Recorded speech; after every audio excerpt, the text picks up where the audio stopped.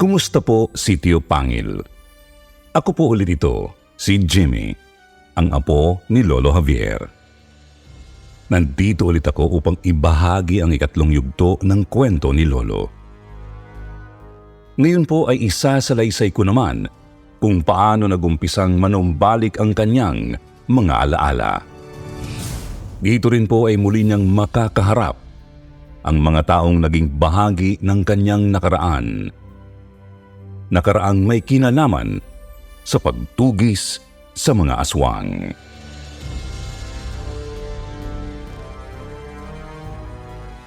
Sa muli, kokopyahin ko lang po ang mga nakasulat sa lumang kwaderno ni Lolo Javier. Bagamat nakasalin na ito sa Tagalog upang mabasa na agad ng maayos ni Sir Jupiter.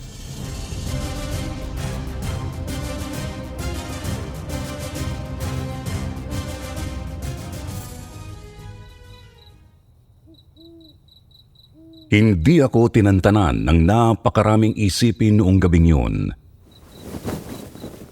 Magdamag akong binagabag ng mga sinabi ni Ginoong Salvador, lalo na yung tungkol sa nakilalang araw niya sa Lanao.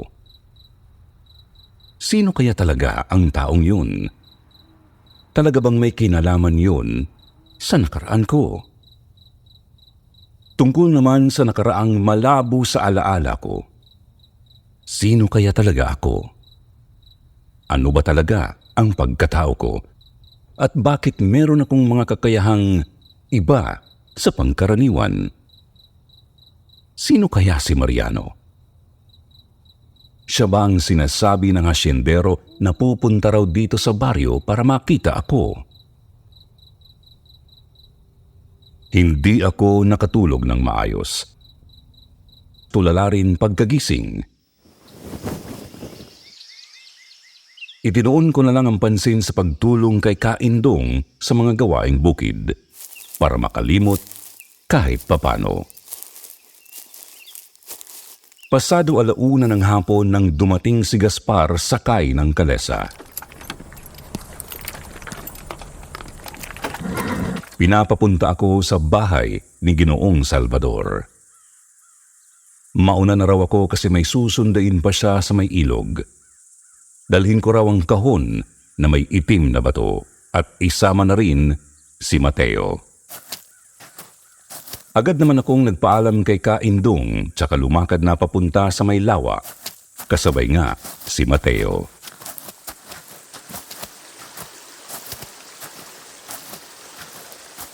Pagdating namin sa bahay na bato, sinalubong agad kami ni Ginoong Salvador. Naroroon na pala ang mga kasabayan namin ni Mateo sa pagsasanay, pati na ang iba pang mga tauhan ng hasyendero. Siguro nasa 10 silang lahat na nakakalat sa loob at labas ng sementadong bakod. Inatasan ng matanda si Mateo na lapitan ng isang tauhan para malaman kung saan siya pupwesto, habang ako naman ay pinapasok niya sa loob ng bahay. Yun ang unang pagkakataon na nakapasok ako sa bahay bakasyunan ni Ginoong Salvador. Sa may bakuran lang kasi kami pinapapwesto ni Gaspar noong nakaraan, tapos nakakandado ang mismong pinto ng bahay. Pansin ko kaagad na napakapayak lang pala ng itsura ng loob ng bahay na yun. Sala, kusina, banyo at 2 kwarto. Subalit, kapansin-pansin ang isang pahabang mesa na humahati sa gitna ng sala at kusina. Halatang gawa sa nara, tapos sinadyang ayusin para magsilbing altar. Dala mo ba ang kahon? Natigil ang pagtitingin-tingin ko sa bungad ng pinto nang magtanong ang hasyendero. Tumango naman ako, tapos kinuha sa bulsa ang kahon ng itim na bato. Pinalapit ako ng amo ko doon sa may altar at inutusang ihimlay sa bandang gitna ang kahon. Nilapag ko naman ito sa may paanan ng krusipeo. Hindi ko rin napigil ang mga matang tignan pa ng maigi ang pahabang mesa.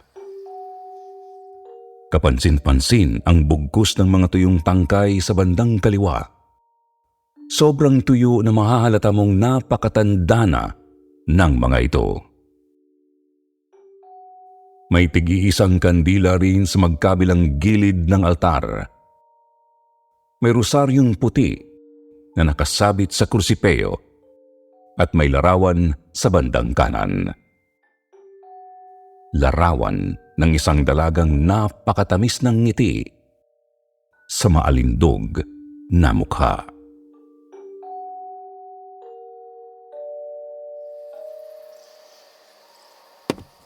Yan ang aking ulikaiya, si Isabel. Biglang wika ni Ginoong Salvador. Napalingon naman ako sa kanya at nabanaag ko sa kanyang mga mata ang magkahalong hinagpis at galit. Gusto kong magtanong kung bakit hindi niya nakakasama ang kanyang anak. Subalit nabuhol ang dila ko. Ewan, pero sadyang hindi lang talaga ako usiserong tao.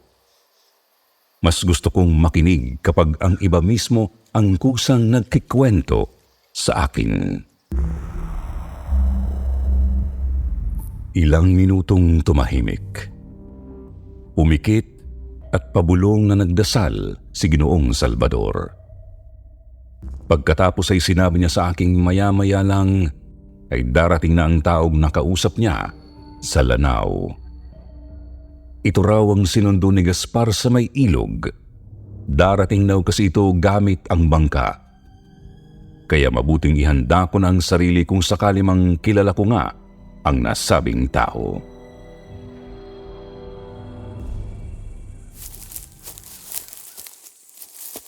Lumabas kami ng bahay at inatasan niya ang tatlo sa kanyang mga veteranong tauhan na magtungo sa baryo.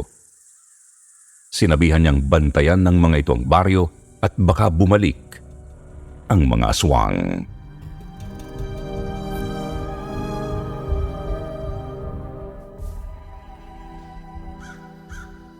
Mga bandang 3:00 ay natanaw na nga namin ang kalesang ginamit ni Gaspar. Pinagpapawisan na ako ng malamig kasi hindi ko sigurado kung ano ang dapat asahan. Napapahawak na lang ako sa kumakabog kong dibdib habang nagdarasal na sana nga siya na ang isa sa mga taong hinahanap ko. May kalayuan pa man ay natanaw ko ng dalawa ang kasama ni Gaspar. Isang may kapayatan ngunit napakatangkad na lalaki at isang babaeng nakadamit panlalaki at may yantok sa likod. Napalingon din ang mga ito sa tarangkahan kung nasaan kami ni Ginoong Salvador at kinawayan naman sila ng hasyendero. Hindi pa man nakakalapit at nakakahinto ang kalesa, ay napasigaw na ang lalaking matangkad. Javier, ikaw nga! Pagkatapos ay tumalon ang babae tsaka tumakbo palapit sa akin. Nakatayo lang ako na parang tuod ng mahigpit niya akong niyapos. Nanginginig at nangingiyak-ngiyak pa nga ito nang tanungin niya ako kung ano raw ba ang nangyari sa akin. Hindi pa rin ako makapagsalita, bagamat ramdam ang unti-unting pagsakit ng ulo ko.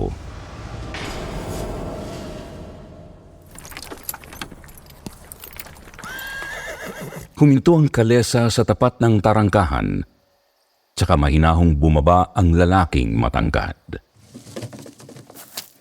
Binati niya si Ginoong Salvador at yumakap na rin ito ng mahigpit sa akin.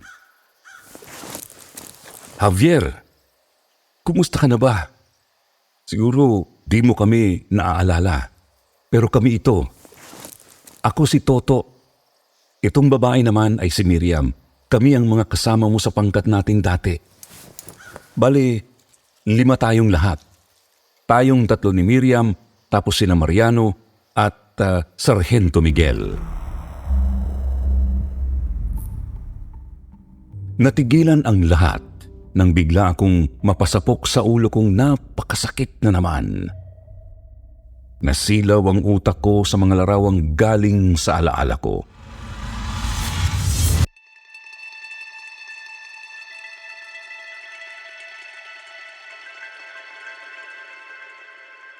Nakita ko itong nagpakilalang Toto na kainuman ko sa ilalim ng isang puno. Nakita ko rin itong Miriam na sinasanay akong gumamit ng yantok. Higit sa lahat, nakita ko sila sa sandali kung kailan kinakalaban ko ang isang itim na aswang.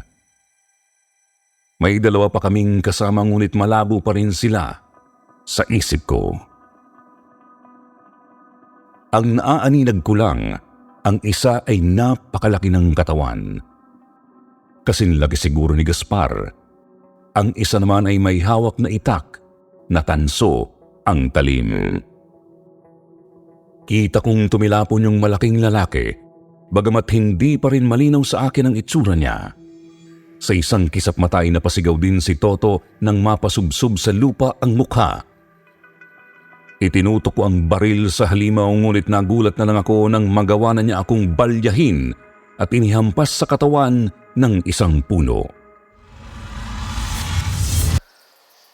Naputol ang alaala ko nang mapadaing ako dahil sa malalim niyang pagkalmot sa likod ko.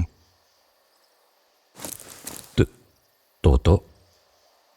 Ikaw ba talaga si Toto? Pautal kong sabi nang maalalang kaharap ko ang pinakamatalik kong kaibigan sa pangkat. Subalit hindi ko na narinig ang kanyang sagot, sapagkat muli na naman akong nahilo at hinimatay.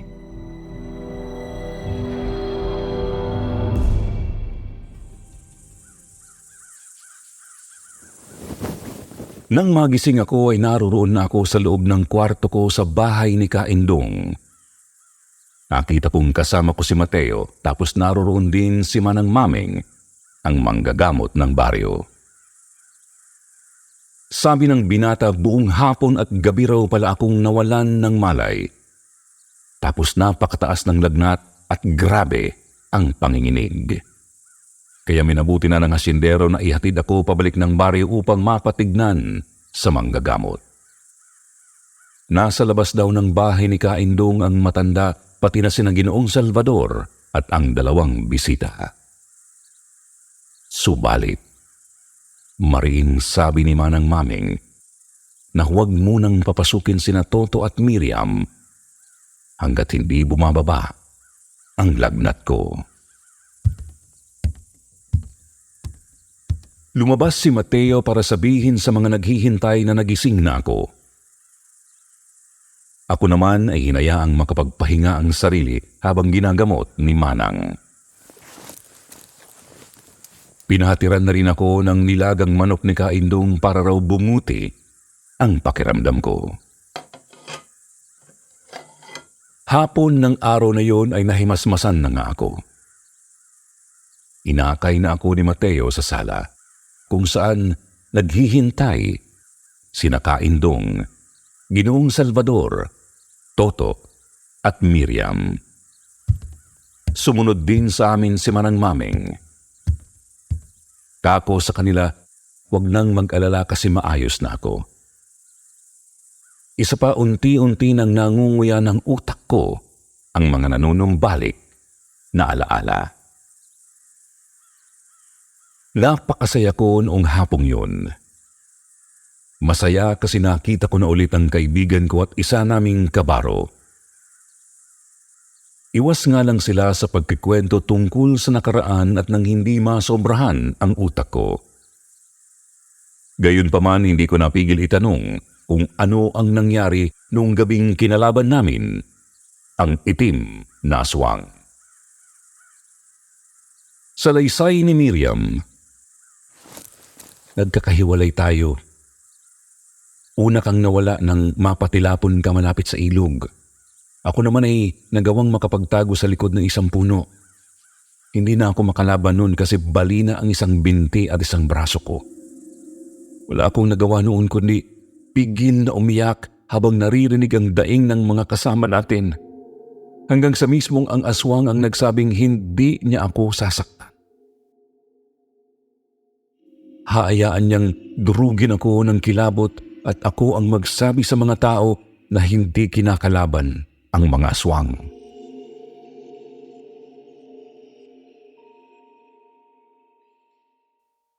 Naputol ang pagsasalita ng babae nang di niya mapigil na mapaiyak at manginig. Hinaplos naman ni Manang Maming ang likod nito. Pagkatapos si Toto ang nagpatuloy sa pagsasalaysay. Sugatan na ako noon, pero pinili kong tumayo nang makaalis na ang aswang. Una kong nakita si Miriam. Pero iniwan ko muna siya dahil hindi ko na siya kaya akayin. Hinanap ko kayo ni na Mariano at Sargento Miguel pero wala talaga.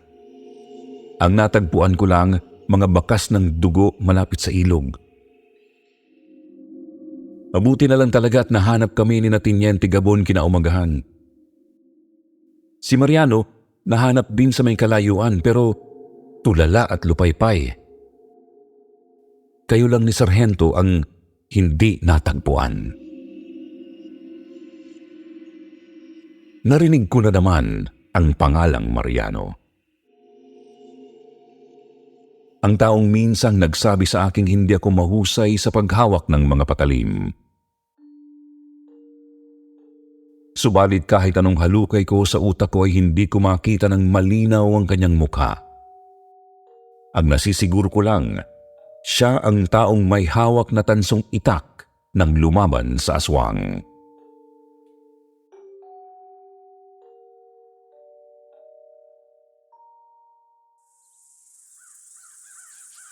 Tinanong ko si Toto kung sino ang Mariano na yon at kung kumusta na ito. Nabigla naman ako nang sinabi niyang si Mariano ay aking pinsang buo. Hanggang ngayon ay nakaratay pa rin daw ito. Nanghihina, nangangayayat at hindi makausap ng maayos. Doon na rin tsumempo si Miriam at tinanong si Manang Maming kung pwede raw ba itong sumama sa lugar na pinanggalingan namin sa may bukid noon. Naroroon daw kasi si Mariano at naisip ng babae na baka pwedeng mapatignan ito sa manggagamot. Napatingin naman ako kay Ginoong Salvador. Naisip ko kasing baka kailangan pa ako roon sa baryo. Tila ba nahulaan naman niya ang iniisip ko, kasing nginitian niya ako at sinabing, "Huwag ka mag-alala, Javier. Ayos lang. Ang totoo nga niyan, naisip kong sumama na rin. Naging interesado kasi ako sa pangkat ninyo." Napagkasunduan naming magpalipas muna ng 3 araw upang makapagpahinga ako. Si Toto ay doon na rin tumuloy kinakaindong habang si Miriam naman ay doon sa kubo ni Manang Maming. At sa 3 araw na yun sadyang naging napakasaya ko. Oo, malihim ako at hindi mo basta mababanag sa mukha ko ang iba't ibang damdamin. Subalit ramdam ko noong unti-unti na akong nabubuo.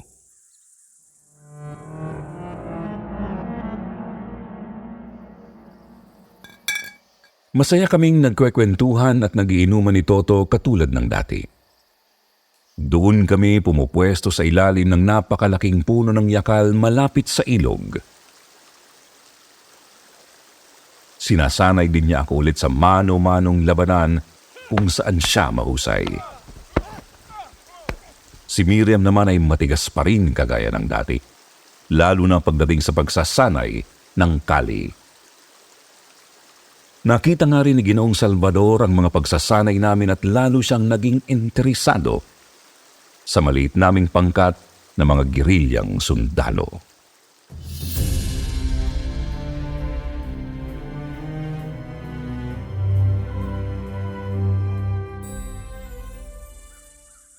Paglipas ng 3 araw ay bumiyahe na nga kami sa pamamagitan ng ilog. Ako, si Ginoong Salvador, si Toto, si Miriam at si Manang Maming. iniwan sina Gaspar upang bantayan ang baryo. Kasi naririyan pa rin ang banta ng mga aswang sa paligid. Ang itim na bato naman ay dala ng hasyendero.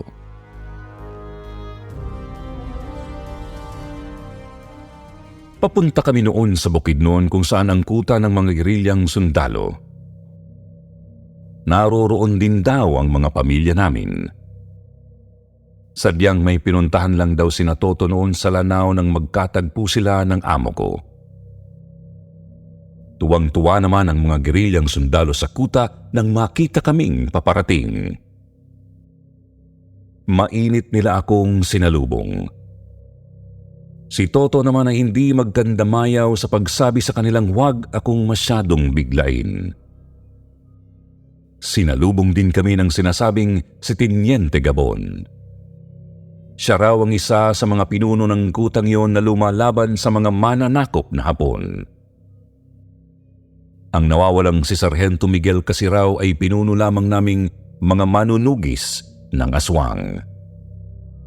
Isang pangkat na binubuo lamang ng 5 katao.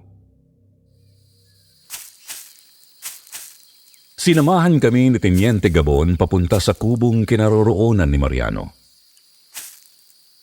Kasama raw nitong naninirahan doon ng isa pang sundalo habang hindi pa ako natatagpuan. Oo, yun nga rin mismo ang kubong tinutuluyan ko sa kuta. Sa katunayan nga ay tuloy-tuloy ang pagdaloy ng mga alaala sa utak ko habang naglalakad. Magkahalo rin ang nararamdaman ko. Lungkot, panghihinayang, kaba, saya, basta lahat-lahat na. Mga damdaming biglang nilamon ng kilabot nang makaharap ko na ang mismong kubo.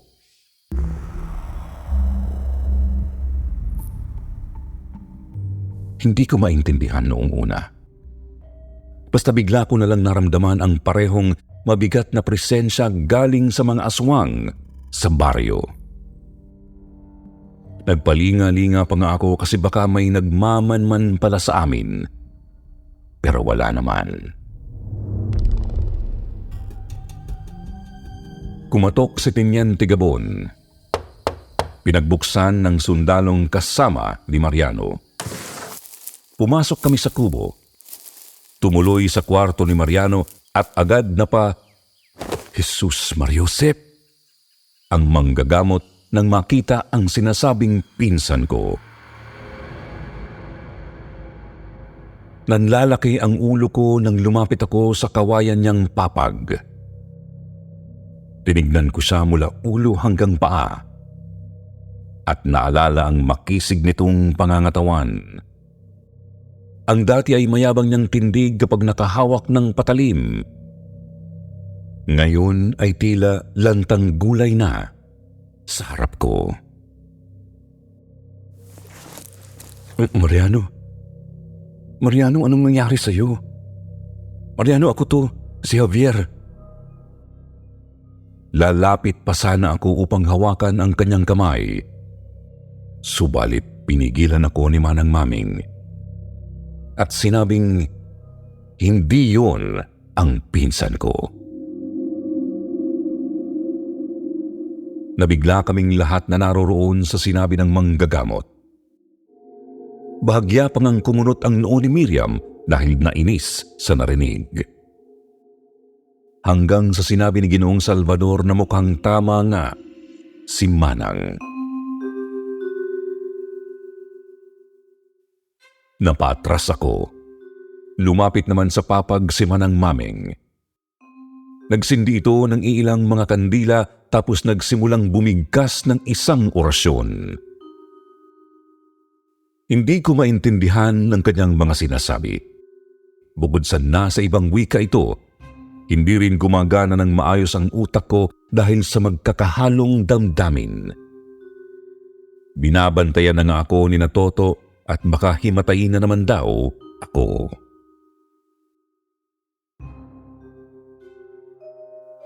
Ilang minuto pa nagsimulang umungol si Mariano. Lumalakas din ang pag-uusal ng orasyon ni Manang hanggang sa nagulantang na lang kaming lahat ng biglang maglaho ang pinsan ko.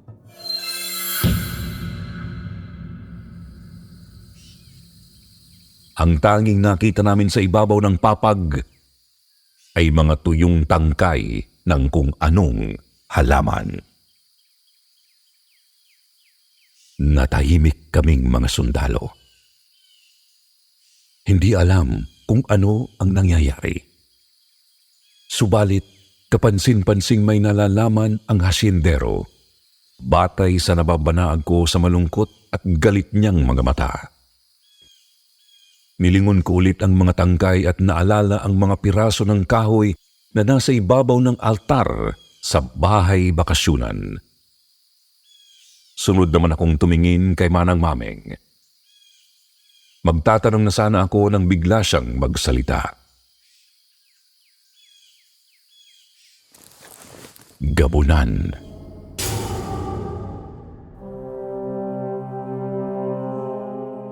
Isang aswang na gabunan ang may gawa nito. Kinuha at tinago niya ang totoong Mariano upang paglaruan at kainin. Tsaka nang iwan ng isang huwad na kapalit. Karaniwang gawa sa katawan ng saging o mga tangkay ang kapalit, ngunit pinagmumukhang buhay na kawangis ng taong pinalitan.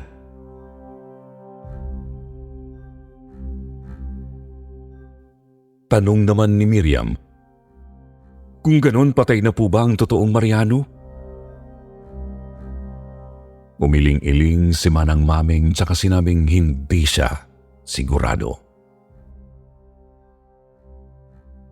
Maaaring patay na, ngunit maaari ring pinapahirapan pa rin hanggang ngayon. Isa raw kasi ang mga gabunan sa mga pinakamakapangyarihan pero pinakasira ulo sa mga aswang. Naliligayahan ang mga halimaw na ito kapag pinaglalaruan ang kanilang mga nahuli bago kainin. Kumulo ang dugo ko sa narinig. Pinapakulo ng mga alaalang may kinalaman kay Mariano. Mga alaalang simula pa noong mga bata pa lang kami hanggang sumalakay ang mga hapon. Tapos ay ang mga sandali kung kailan tinalaga kami sa maliit na pangkat upang tumugis ng mga aswang.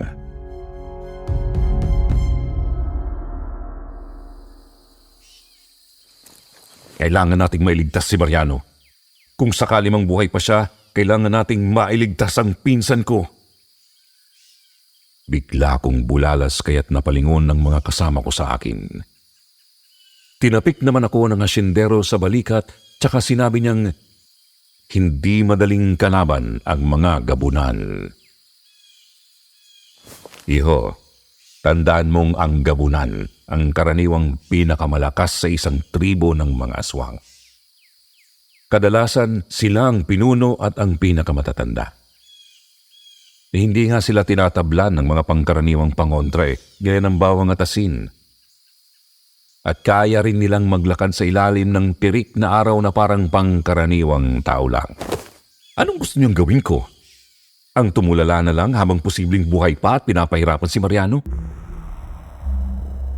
Ang gayahin kayo na walang ginagawa gayong napatay din ng isang gabunan ng anak ninyo? Natigilan ako sa naibulalas ko sa amo ko. Maging siya man ay namutla rin, tsaka napayuko. Pinagsisihan ko agad ang sinabi ko ngunit umuurong ang patawad sa aking dila. Ilang sandali pa ay pabulong niyang sinabi sa aking, isa lang ang buhay na meron tayo, Javier. Hindi natin ito dapat sayangin para sa wala. Ayokong magpadalos-dalos. Gusto kong siguraduhin matatapos ko ang halimaw na yun at sisiguraduhin maipaghihiganti ko si Isabel. Napahiya ako. Yumuko at naglakad palabas ng kubo. Susundan sana ako ni Miriam ngunit pinigilan siya ni Tiniente Gabon. Narinig ko ring sinabi ni Toto na hayaan muna akong mapag-isa at makapag-isip. Subalit sagot naman ni Miriam, "Kilala mo yung Javier na yan, Toto? Oo, tahimik at mahihain niyang baliw na yan pero mapusok yan. Kapag nadala ng damdamin, duda akong nagbago na ang ugali niyan lalo pat bumabalik na ang alaala niya."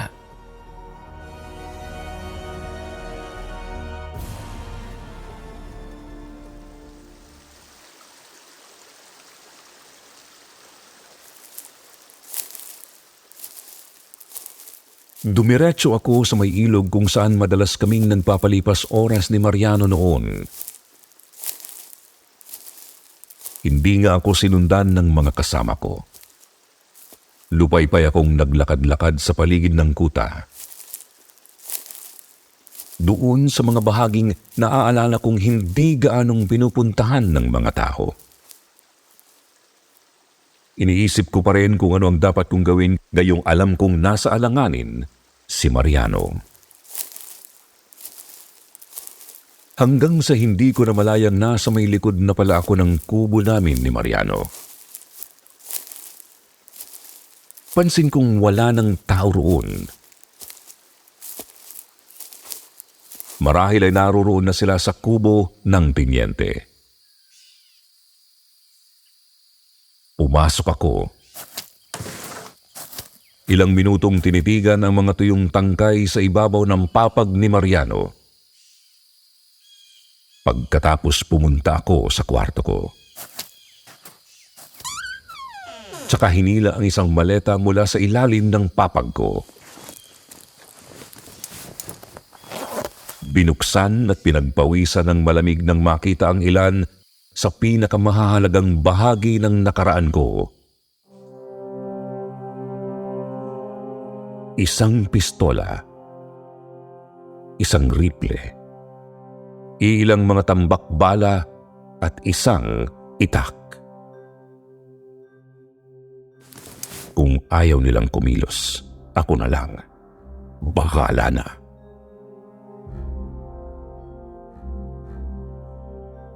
Mapanganib ang masidhing damdaming ginatungan ng kapusukan. Talaga nga kayang tutugisin ni Javier ang aswang nagabunan. Mahahanap kaya niya ito at magtatagumpay kaya siya sa binabalak? Makikita pa kaya niyang buhay ang pinsang si Mariano? Lalong nagiging kakaba-kaba at kapanapanabik ang mga pangyayari dito sa ating kwento.